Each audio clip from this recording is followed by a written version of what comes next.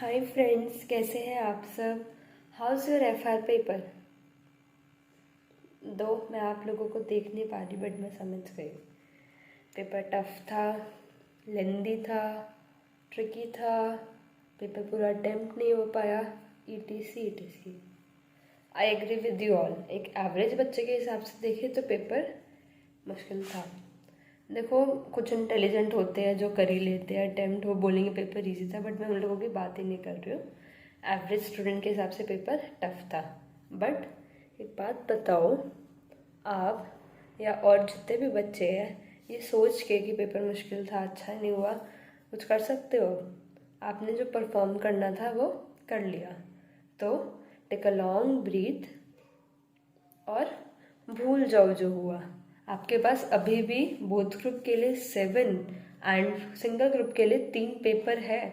उस पर फोकस करते हैं ना, जो हमारे हाथ में है वो करते हैं।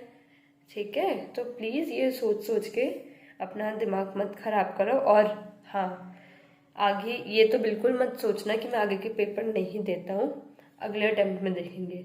ये वाला माइंडसेट रखोगे तो अगला अटेम्प्ट कभी आएगा ही नहीं। क्यों? क्योंकि जितने पेपर्स है कोई ना कोई तो टफ आना ही है ना। अपने आप को प्रिपेयर करो उस चीज़ के लिए। अब पेपर हो गया है, भूल जाओ। ठीक है, अगले पे फोकस करो। जो हुआ हो गया। टफ पेपर है तो चेकिंग थोड़ी लीनियंट होगी, और प्रैक्टिकल पेपर है तो स्टेप वाइज मार्किंग होगी।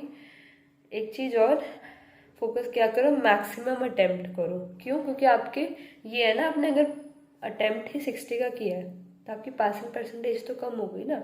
90 का अटेम्प्ट किया, उसमें से कुछ गलत होगा कुछ सही होगा, आप कम अटेम्प्ट करके आओगे। तो ये चीज़ का ध्यान रखना, शुरू से स्पीड मेंटेन किया करो। अब नेक्स्ट पेपर है एसएफएम, उसके लिए कुछ एक्सपीरियंस शेयर कर देती हूँ। 1.5 डेज है, इसको बहुत अच्छे से यूटिलाइज करना।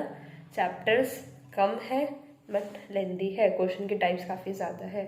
तो अभी से एक ये बना लो टाइम टेबल कि हाँ, कितनी देर में कौन सा चैप्टर करना है। क्यों?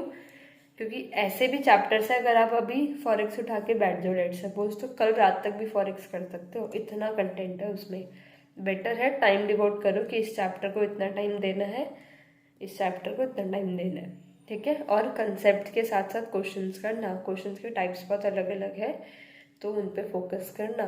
ठीक है, एक चीज़ और, एसएफएम में बच्चे थियरी छोड़ के जाते हैं, तो जो शॉर्ट शॉर्ट चैप्टर्स हैं, जैसे चैप्टर 1 हो गया, सिक्योरिटाइजेशन वगैरह हो गई, तो करके जाओ ना।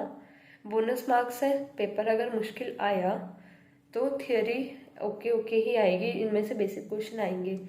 तो ये मार्क्स क्यों छोड़ने हैं? आज और कल दोनों दिन डिवोट कर दो, इतना इतना टाइम थियरी को देना है, और वो करते हैं ना। जो आपके हाथ में है वो तो करो, प्रिपरेशन अपनी जितनी अच्छी हो सकती है करो।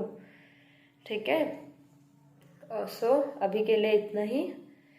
मिलते हैं नेक्स्ट एसएफएम के पेपर के बाद। तब तक के लिए ऑल द वेरी बेस्ट, लगे रहो, you will do great. Bye bye.